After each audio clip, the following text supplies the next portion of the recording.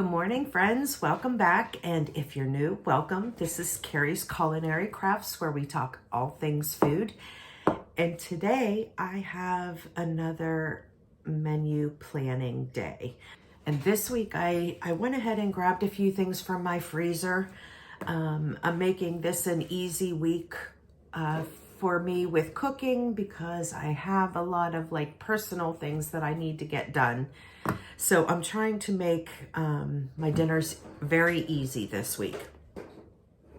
So I am going to insert here the things that I had grabbed from my freezer, and then I'll meet you back here whenever I throw together a menu.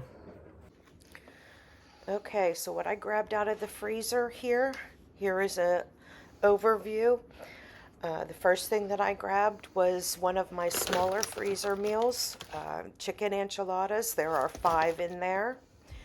And then I grabbed out some more breakfast burritos. Here are some raviolis.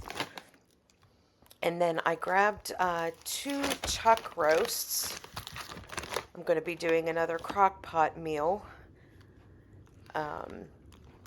with those, so stay tuned for that. And then I grabbed myself a whole chicken. So these are the items that I'm going to base my menu on this week. Okay, so like I said, this week is a pretty easy meal plan for me. I grabbed things from the freezer, and as I was grabbing them, I was instantly thinking of quick and easy things for me to make. Now, this week I don't have anything that is interrupting with my dinner. Usually I'll put down here, my son has games and so forth and practice and stuff like that, but nothing is really interfering with dinner this week. So it kind of makes it a little bit easy. We can have dinner at normal time, and then there may be things that start later, like 7 o'clock or something, but that's after dinner time. So on Monday, what I figured I would do is I was going to make a side salad and the raviolis that I grabbed out of the freezer. Tuesday is just going to be my husband and I, so I grabbed one of those small freezer meals. I grabbed a chicken enchilada. It's one of my husband and I's favorite freezer meals. And I just grabbed a small one that has 5 enchiladas in it because, like I said, it's just my husband and I, so I didn't need one of the big ones. Wednesday, I am going to make a whole baked chicken. I grabbed one of my whole chickens out of the freezer, so I'm going to make baked chicken in the oven and mashed potatoes, gravy, and I'm going to make some green beans.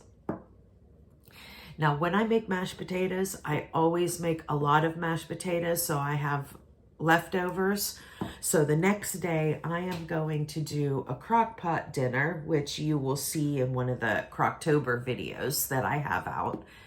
But I'm going to make a pot roast with gravy, and I'm going to use the leftover mashed potatoes, and I'm going to have that with corn on Thursday. Friday, with these meals, especially the baked chicken and the pot roast and the raviolis, there's going to be some leftovers. So for Friday, Saturday, Sunday, I am banking on all the leftovers because Saturday and Sunday are championship playoffs for my son for baseball.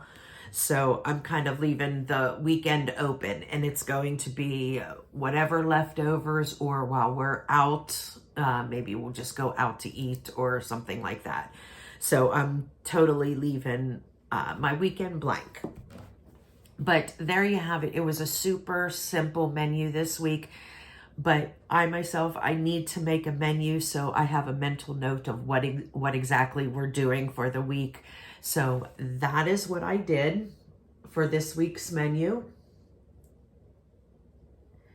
And I hope that helped you out a little bit. Menus do not need to be difficult. These are all super easy meals, very little prep work involved in any of this. I'd say the most prep work that I'm going to have to do is make the salad when I do the raviolis. But pretty much everything else is pretty simple and straightforward. So I will bring you along with me on those meals as long as I remember to turn the camera on. So, all right. So that's it. Let's get started on some meals. Okay, in this video, I thought I would go ahead and do an unboxing of a gift that I got. This is from my husband. It was my birthday this past week. My birthday is October 18th. So this is one of the things that he got me, and this is related to food and kitchen. So I figured I would go ahead and do the unboxing here so you guys can see what I got. Whoops, sorry. Make you dizzy?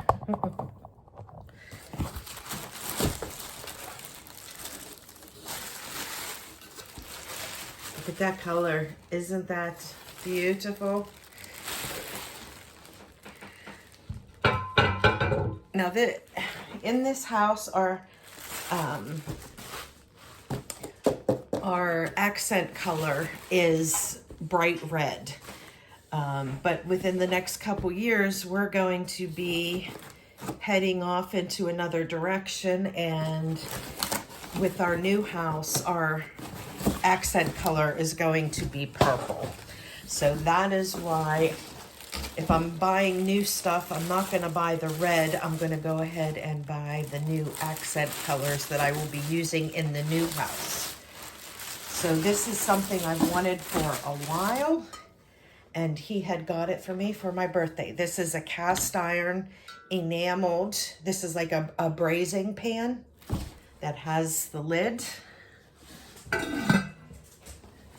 I've always wanted one of these pans, and now I have one. So thanks to my husband, that is one of the gifts that he got me for my birthday this year. Today's dinner is a tossed salad, raviolis, and garlic bread.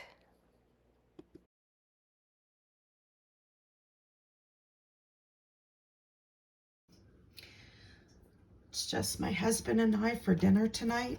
So I'm going to go ahead and make one of these small batches of chicken enchiladas. And on there I have the directions, 375 until bubbly.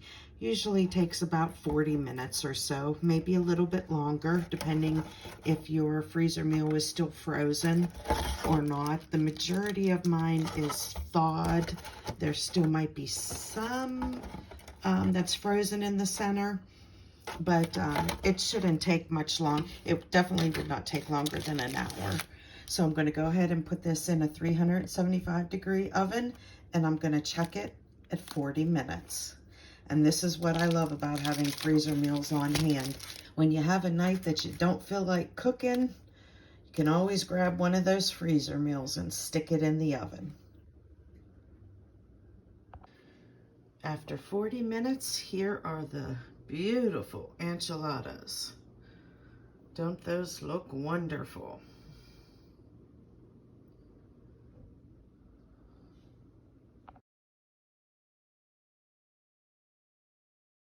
Okay, today I am doing another crock pot meal for Crocktober. I've been trying to do a lot of different crock pot recipes.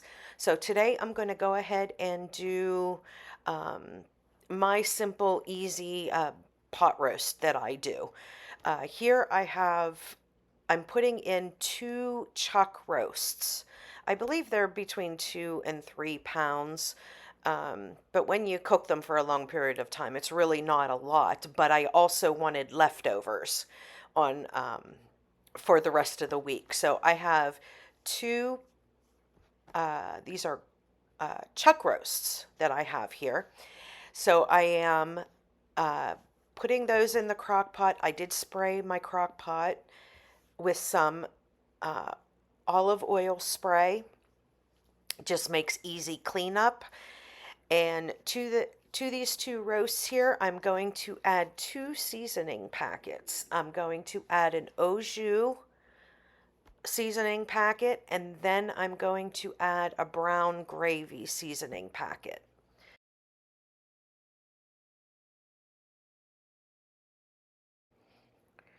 And you can add whatever seasonings you like to this.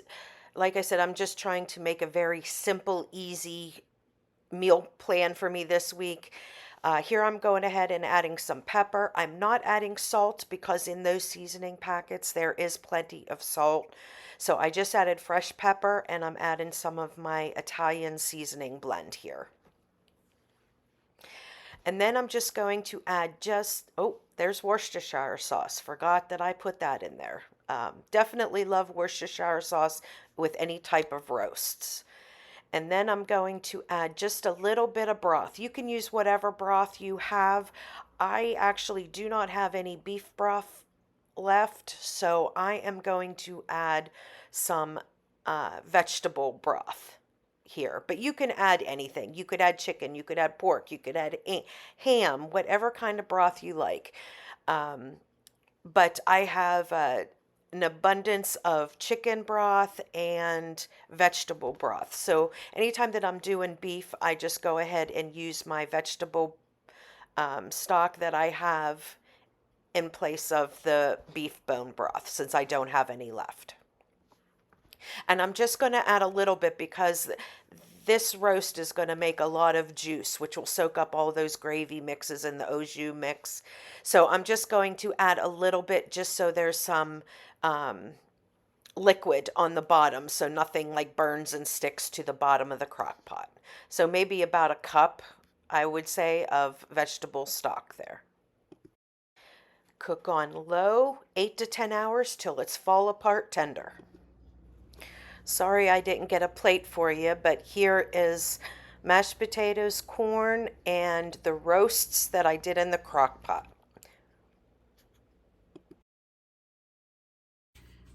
Okay, so for today's dinner, I'm going to go ahead and make a whole baked chicken.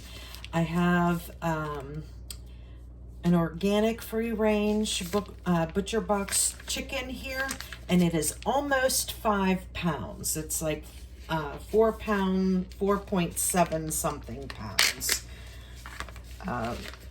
So I'm going to go ahead and get this started.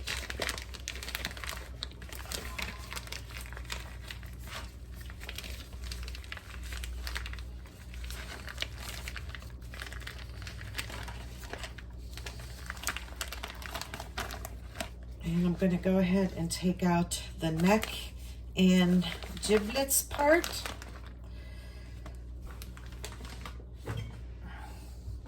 I will save those for another use. I am not going to be cooking them in with this dinner, but I will save them for another use. Okay, let me get some of this.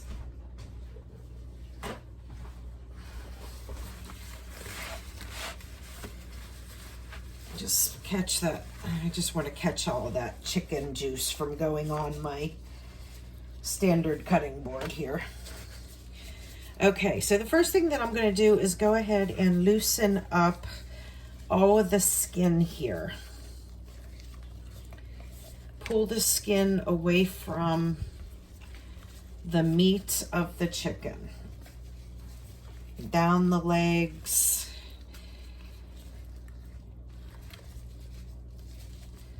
And up the breast. Okay, and then what I'm going to do here, I have some herb butter. I am going to go ahead and rub that herb butter underneath the skin as well as on top of the skin. And you certainly can use regular butter for this. When I cook, I like to use my herb butter. It just adds a lot of extra flavor. And you don't even have to do this at all. You could actually just drizzle some olive oil or some kind of oil all over it if you'd like. But I like the flavor of butter and love the flavor of my garlic herb butter. So that is what I am putting underneath the skin.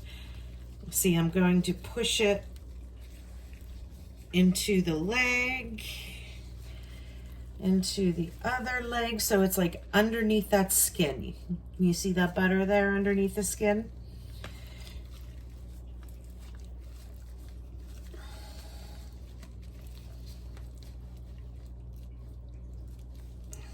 Okay, and then I'm going to take the rest of this and rub it on the top.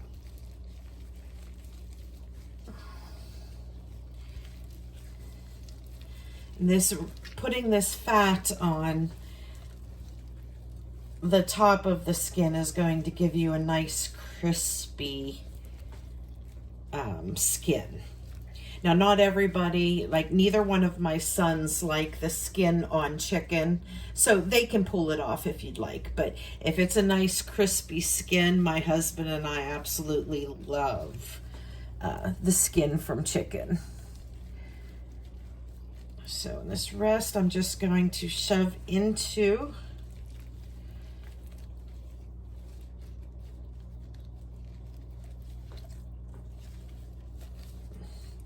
the chicken and on top.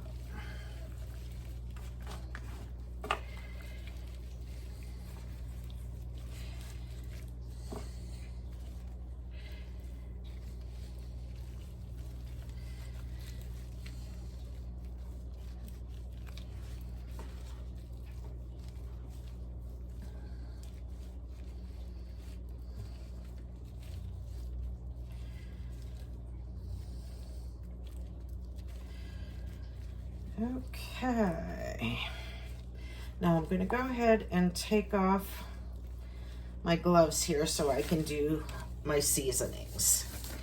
Now I am using a seasoning packet. I'm still trying to go through some of these seasoning packets that I need to get used up, and here I have a Farmer's Market chicken and vegetable seasoning mix. So I am going to go ahead and evenly, there's some chunks in there, evenly spread this on the chicken.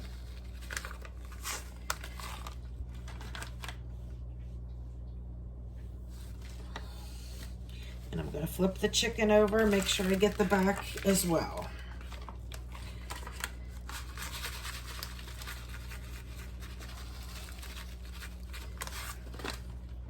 And then I'm going to go ahead and put this in one of my Dutch ovens that I have here. And I'm going to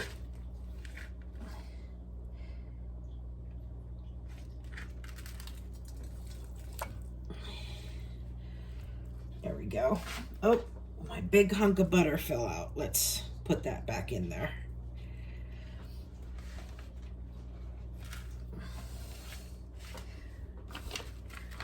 And I'm going to use up the rest of this.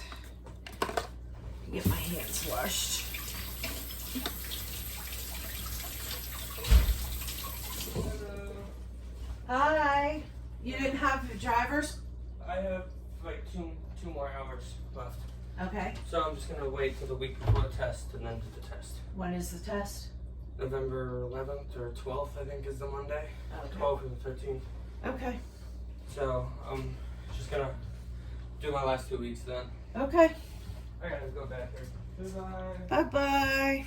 Hello, Kiki. You want to kiss too? What? I was saying hello to the kitties. Oh, okay. Okay, and I am going to drizzle a little bit of olive oil on the top.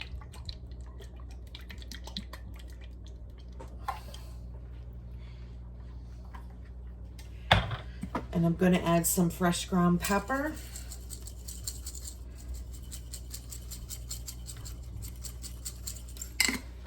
And then some of my Italian seasoning blend.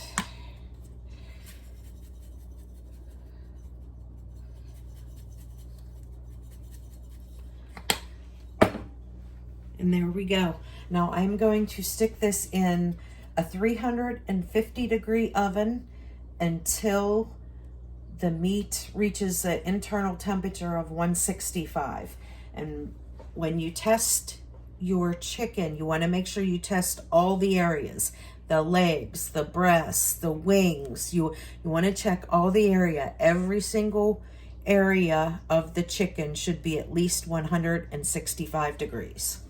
So I am going to go ahead and stick this in a 350 degree oven, and we will check it at an hour to see where it is. Usually it takes about an hour and a half.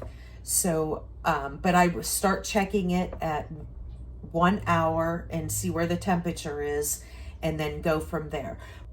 And once the internal temperature is getting close to where it's done, I am going to take off the lid and let it cook the rest of the way without the lid on it, so the skin can get all nice and crispy and delicious. And I will bring you back for the plating of our dinner today, and I will let you know how long it takes for this 5-pound chicken. Okay, and here is my baked chicken. I've let it rest.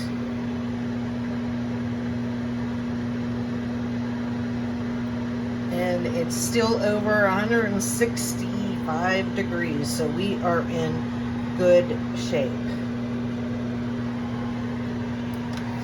And I'm going to pull out the chicken and put it on a platter, and then with all those wonderful drippings down there, I'm going to go ahead and make some chicken gravy.